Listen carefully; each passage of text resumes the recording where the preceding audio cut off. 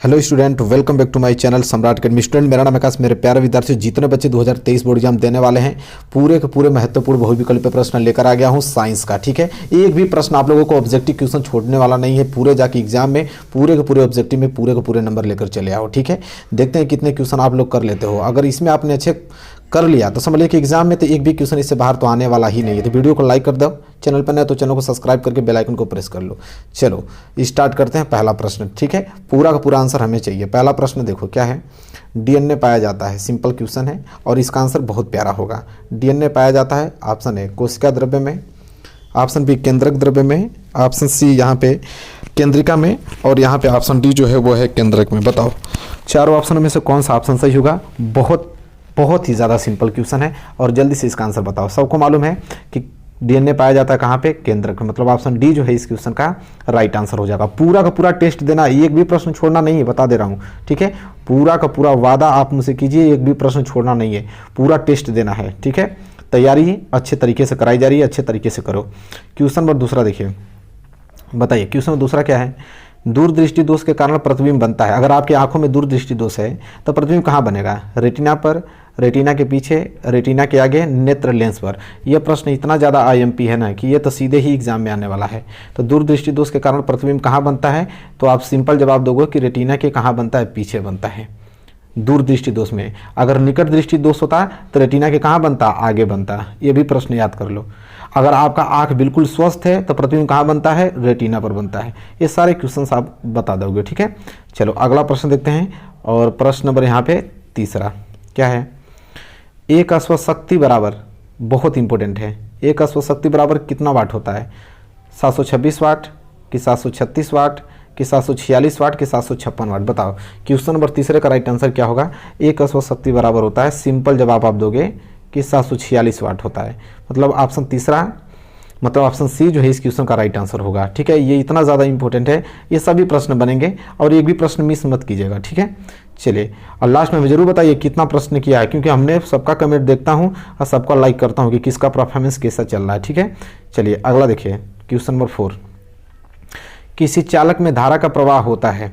Option A इलेक्ट्रॉनों द्वारा, option B प्रोटॉनों द्वारा, ऑप्शन सी न्यूट्रॉनों द्वारा, ऑप्शन डी इनमें से कोई नहीं। तो बताइए किसी भी चालक है, कोई भी तार है, उसमें जो धारा बह रही है वो किनके द्वारा होती है। ठीक है, किनके प्रवाह के द्वारा होती है। ठीक है, बहुत सिंपल क्वेश्चन, सबको मालूम है कि इलेक्ट्रॉनों के द्वारा होती है। किनके द्वारा, इलेक्ट्रॉनों के द्वारा। मतलब ऑप्शन ए जो है इस प्रश्न का राइट आंसर हो जाएगा। चलिए आगे बढ़ेंगे। प्रश्न नंबर 5वां देखिए। प्रश्न नंबर 5वां क्या है कि प्रेरित विद्युत धारा की दिशा ज्ञात करने के नियम है। अगर हमें प्रेरित विद्युत धारा की दिशा ज्ञात करनी है तो उसके लिए कौन सा हमें नियम लगाना पड़ेगा। और ऑप्शन में पढ़ता हूँ, पहला फ्लेमिंग के दाएं हाथ का नियम, ऑप्शन बी फ्लेमिंग के बाएं हाथ का नियम, ऑप्शन सी ओम का नियम, ऑप्शन डी इनमें से कोई नहीं। बताओ इन चार ऑप्शनों में से कौन सा राइट आंसर होगा। तो देखिए सब सिंपल, आप लोग कौन सा नियम लगाएंगे, फ्लेमिंग के दाएं हाथ का नियम लगाएंगे। कौन सा, फ्लेमिंग के दाएं हाथ का नियम लगाएंगे। ठीक है, चलिए मेरे प्यारे विद्यार्थियों, सिंपल क्वेश्चन है और बस प्रैक्टिस करके जानी है आप लोगों को। पहला प्रश्न देखिए 6, ये भी तो बहुत ही सिंपल है कि विद्युत धारा उत्पन्न करने की युक्ति है। विद्युत धारा उत्पन्न करने की युक्ति ऑप्शन है जनित्र, option B galvanometer, option C ammeter, option D motor. बताओ विद्युत धारा उत्पन्न करने की युक्ति है, सिंपल जवाब आप दोगे जनित्र। मतलब ऑप्शन ए जो है ये राइट आंसर हो जाएगा क्वेश्चन नंबर 6 के लिए। ठीक है, चलिए अगला प्रश्न देखिए। अगला प्रश्न क्या है। प्रश्न नंबर 7वां कह रहा है कि केवल न्यूक्लिक अम्ल तथा प्रोटीन्स के बने होते हैं। बताइए कौन न्यूक्लिक अम्ल और प्रोटीन्स के बने होते हैं। ऑप्शन ए जीवाणु, option B chloroplast, option C विषाणु, ऑप्शन डी प्रयांश। बताओ प्रश्न नंबर 7 में का राइट आंसर क्या होगा। तो देखो केवल न्यूक्लिक अम्ल और प्रोटीन्स के बने होते हैं, वो होते हैं विषाणु।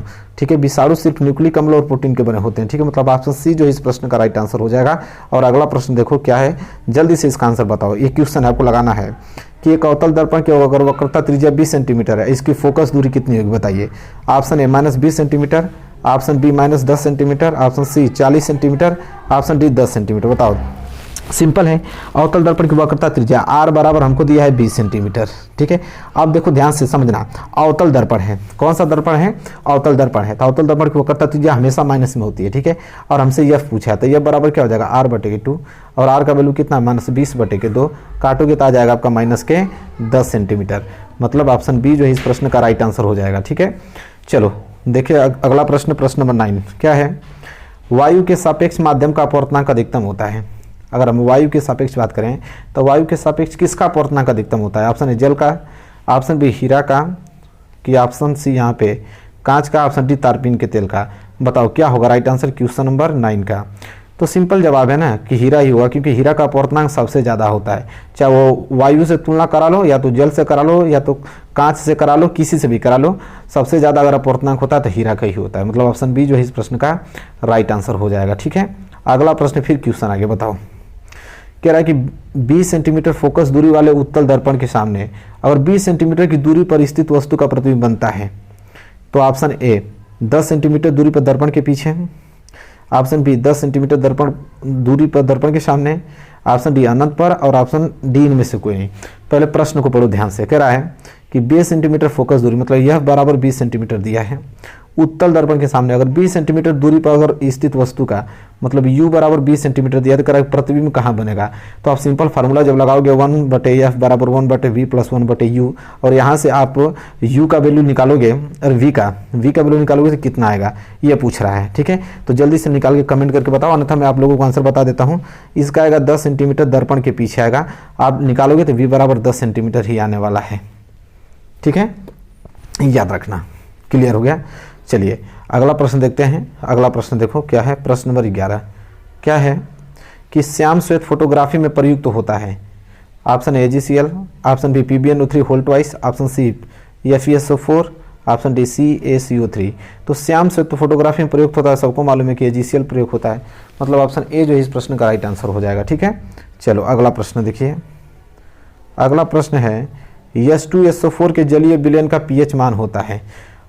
Option A 0, option B 7, option C 7 से कम, ऑप्शन डी 7 से अधिक। बताओ क्या होगा राइट आंसर क्वेश्चन नंबर 12 का? सिंपल है, यहाँ बोला H2SO4 को बोलते हैं हम लोग सल्फ्यूरिक अम्ल, और जब अम्ल ही है तो अम्ल का pH मान 7 से हमेशा कम होता है, मतलब ऑप्शन सी जो है इस प्रश्न का राइट आंसर हो जाएगा। सिंपल, ठीक है, लॉजिक से हम लोग आंसर दे देंगे। अगला प्रश्न देखो, प्रश्न नंबर 13, धावन सोडा का रासायनिक सूत्र, ये तो मालूम ही होना चाहिए कि धावन सोडा का रासायनिक सूत्र क्या होता है। ठीक है, ऑप्शन ए NaHCO3, option B Na2CO3 10H2O, और ऑप्शन सी में पढ़ता हूँ, आप लोग कमेंट करके बताइए CaOCl2, ऑप्शन डी NaOH। तो सिंपल है ना, आप लोगों को सबको मालूम है कि धावन सोडा का सूत्र होता है Na2CO3 10H2O, मतलब 13 का बी जो है राइट आंसर। इसको हिंदी में क्या बोलते हैं? Sodium carbonate. क्या बोलते हैं? सोडियम कार्बोनेट, याद रखिएगा। ठीक है, चलिए अगला प्रश्न देखिए। अगला प्रश्न है कि इसमें से बताना है कि कौन ठंडे तनु अम्ल से हाइड्रोजन गैस बनाएगा, मतलब किनकी अभिक्रिया अगर हम ठंडे तनु अम्ल से करा दें तो हाइड्रोजन गैस निकलेगा। बताओ, option A silica, option B copper, option C zinc, option D carbon. बताओ क्या होगा राइट आंसर क्वेश्चन नंबर 14 का? वेरी वेरी मोस्ट इंपॉर्टेंट है। सिंपल जवाब दोगे जिंक, क्योंकि जिंक की अभिक्रिया जब तनु अम्ल से कराते हैं हम लोग ठंडे तनु अम्ल से, तो हमें क्या निकलता है? गैस देखने को आप लोग को मिलेगा, हाइड्रोजन गैस हो भी। ठीक है, चलिए अगला प्रश्न देखते हैं। प्रश्न नंबर 15 क्या है? कह रहा है कि निम्न में से कौन सी धातु अम्ल से हाइड्रोजन विस्थापित नहीं करती? तो देखिए हाइड्रोजन वही विस्थापित नहीं कर पाएगा जो हाइड्रोजन से कम अभिक्रियाशील होगा। तो बताओ इसमें से हाइड्रोजन से कौन कौन कम अभिक्रियाशील है? वही तो हाइड्रोजन को विस्थापित नहीं करेगी। Option A Fe, option B Zn, option C Cu, option D Mg। मतलब यहाँ पे लोहा, जिंक, कॉपर की मैग्नीशियम। बताओ तो सक्रियता श्रेणी आपको याद है ना, ये बताइए सक्रियता श्रेणी में उससे नीचे कौन आता है?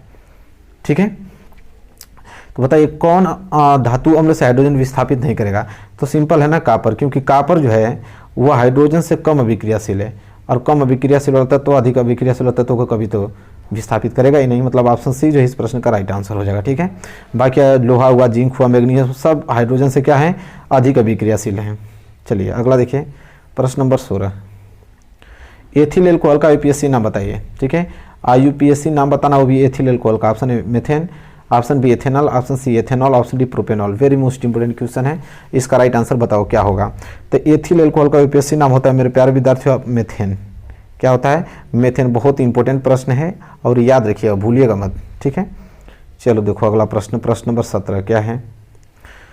मनुष्य में दूध के दांतों की संख्या कितनी होती है? बताओ, बहुत प्यारा प्रश्न है। अगर मनुष्य में दूध के दांतों की संख्या कितनी होती है? Option A 20, option B 24, option C 28, कि यहाँ पे देखो ऑप्शन डी 32। बताओ क्या होगा राइट आंसर? ठीक है, तो मनुष्य में दूध की दांतों की संख्या कितनी होती है मेरे प्यारे विद्यार्थियों? सबको मालूम है कि उसकी संख्या 20 होती है। कितनी होती है? 20 होती है, मतलब ऑप्शन ए जो इस प्रश्न का राइट आंसर हो जाएगा। चलो अगला प्रश्न देखो, प्रश्न नंबर 18 कह रहा है कि पादपों में जाइलम का कार्य होता है, पौधों में जो जाइलम है उस जाइलम का कार्य क्या होता है? ऑप्शन ए उत्सर्जी पदार्थ को संवहन, ऑप्शन बी जल का संवहन, ऑप्शन सी भोजन का संवहन, ऑप्शन डी अमीनो अम्लों का संवहन। देखो पादपों में पौधों में जो जाइलम होता है उसका कार्य होता है ज से जल, मतलब जल का संवहन। अगर यहीं फ्लोयम रहता है तो भोजन का संवहन करता है। ये ऑलरेडी मैं बता चुका हूँ, ये दिमाग में फिट कर लीजिए, प्रश्न बनेंगे आपके एग्जाम में, ठीक है। चलिए अगला प्रश्न देखिए, प्रश्न नंबर 19। द्वार कोशिकाएं पाई जाती हैं, ऑप्शन ए जड़ों में, ऑप्शन बी रंध्रों में, ऑप्शन सी वात रंध्रों में, ऑप्शन डी उपयुक्त सभी में।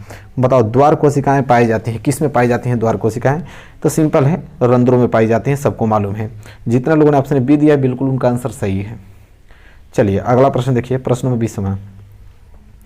मनुष्य में वृक्क एक तंत्र का भाग है। देखिए कितना प्यारा प्रश्न, बहुत प्यारा प्रश्न है। कह रहा है कि मनुष्य में वृक्क एक तंत्र का भाग है जो संबंधित है, ऑप्शन ए पोषण से, ऑप्शन बी श्वसन से, ऑप्शन सी उत्सर्जन से, ऑप्शन डी परिवहन से। तो देखिए मनुष्य में वृक्क, वृक्क मतलब समझ रहे हैं ना आप लोग क्या होता है? किडनी। तो किडनी किससे संबंधित है? सिंपल आप जवाब दोगे उत्सर्जन से, क्योंकि टॉयलेट इससे बाहर निकलता है, ठीक है। तो उत्सर्जन से संबंधित है। अगला प्रश्न देखो, प्रश्न नंबर 21, ठीक है, प्यारा प्रश्न है। क्षारीय विलयन का पीएच मान कितना होता है? क्षारीय विलयन का पीएच मान, option A 0, option B 7, option C 7 से अधिक, ऑप्शन डी 7 से कम कि 7 से अधिक। बताओ तो इसका आंसर तो सिंपल दोगे, क्षारीय है तो 7 से अधिक ही होगा, सिंपल। अम्ल होता तो 7 से कम होता, उदासीन होता तो 7 होता। कितना सिंपल है। चलिए 22 देखिए, धावन सोडे का रासायनिक नाम अभी ऊपर हमने बताया था, Na2CO3 10H2 उसका सूत्र होता है और नाम भी हमने बताया था। पहले देखिए, देखते हैं कितने लोग बता लेते हैं।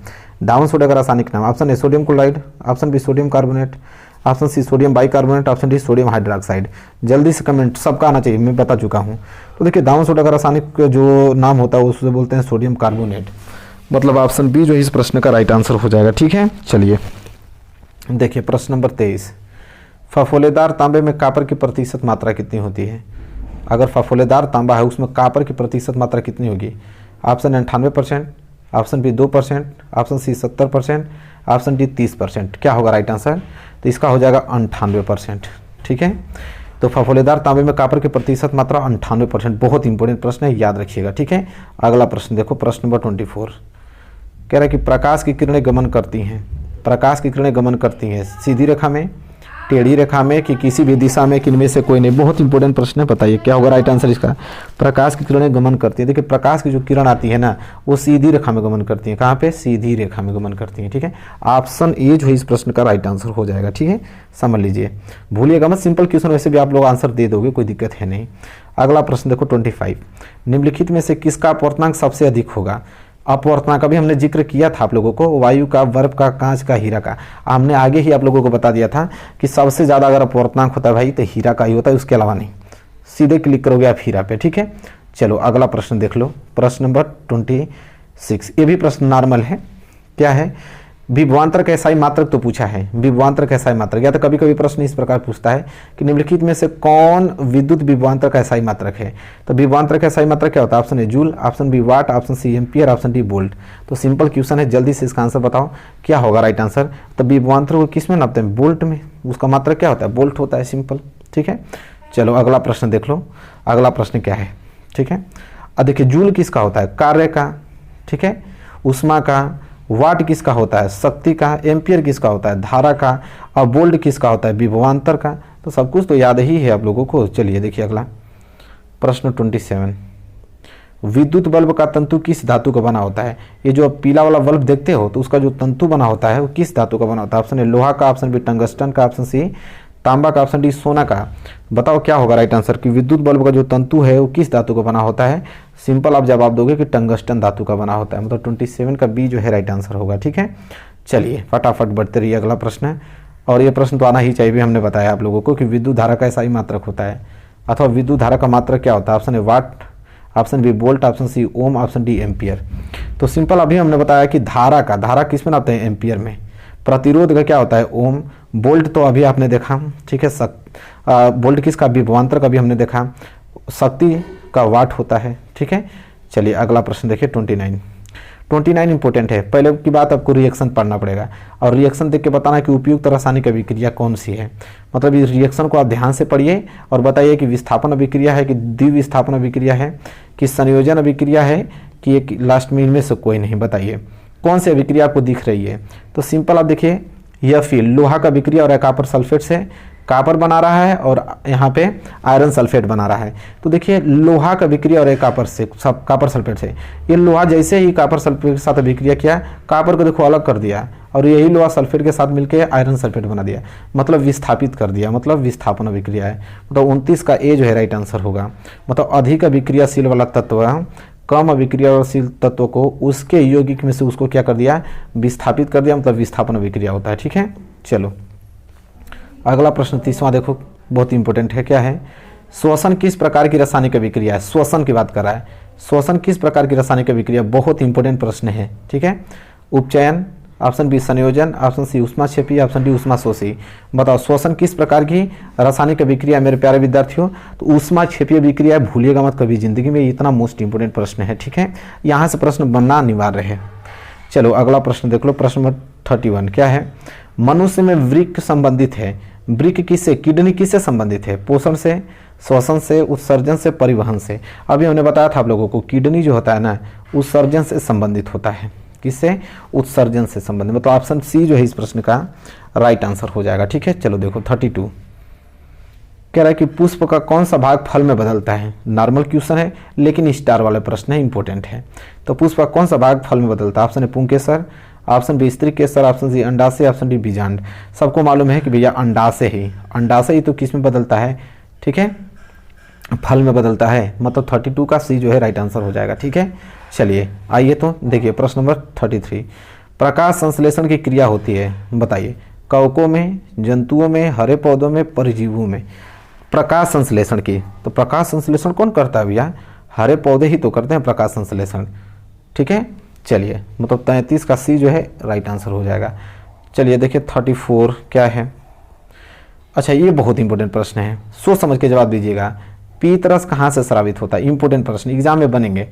बताइए पीतरस कहाँ स्रावित होता है? ऑप्शन ए अग्नाशय से, ऑप्शन बी यकृत से, ऑप्शन सी छोटी आंत से, ऑप्शन डी इनमें से कोई नहीं। प्यारा प्रश्न है ना, सोच समझ के बताइएगा। पीतरस, तो देखिए पीतरस जो है लीवर से आता है, मतलब यकृत से स्रावित होता है पीतरस। बहुत इंपॉर्टेंट है, भूलिएगा मत। ठीक है, एग्जाम तक। अगला प्रश्न देखिए 35।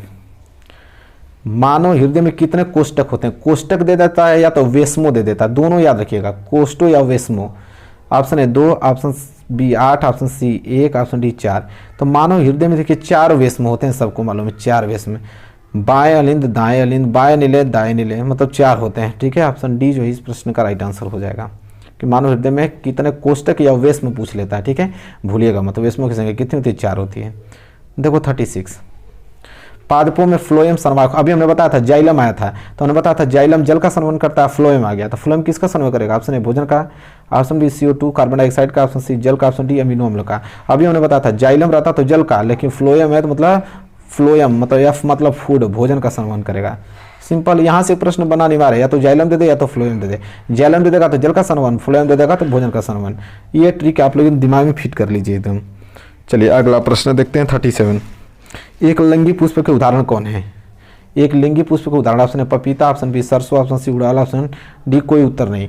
तो एक लिंगी पुष्प पूछ रहा है, एक लिंगी पुष्प का उदाहरण जो है ना वो उड़ाल होता है। ऑप्शन सी जो है इस प्रश्न का राइट आंसर हो जाएगा। ठीक है, चलिए फटाफट बढ़ते रहिए, आराम से करते रहिए, कोई दिक्कत नहीं है। देखिए ध्यान से पढ़िए, प्रश्न को पहले पढ़ लेते हैं। निम्न में से कौन मानव में मादा जनन तंत्र का भाग नहीं? इंपॉर्टेंट प्रश्न है, बताना है कि मादा जनन तंत्र का भाग कौन नहीं है इन 4 ऑप्शनों में से। ऑप्शन ए अंडाशय, ऑप्शन बी गर्भाशय, ऑप्शन सी शुक्रवाहिका, ऑप्शन डी डिंबवाहिका। तो ये तो सिंपल प्रश्न है, सभी लोग उत्तर देंगे। आप सबको मालूम है कि शुक्रवाहिका मादा जनन तंत्र भाग थोड़ी होता है। मादा का तो अंडाशय होता है, गर्भाशय होता है, डिंबवाहिनी होती है। ठीक है, शुक्रवाहिका जो है मादा जनन तंत्र का भाग नहीं, मतलब ऑप्शन सी जो इस प्रश्न का राइट आंसर हो जाएगा। ठीक है, अगला प्रश्न देख लो, प्रश्न 39। पराग कोष में होते हैं, बहुत इंपॉर्टेंट है, हर साल एग्जाम में एकदम देता ही इसको कि पराग कोष में क्या होते हैं। ऑप्शन ए वायदल, ऑप्शन बी अंडाशय, ऑप्शन सी अंडप, ऑप्शन डी पराग कड़े। तो भैया पराग कोष में पराग कण ही तो होंगे, और क्या होंगे?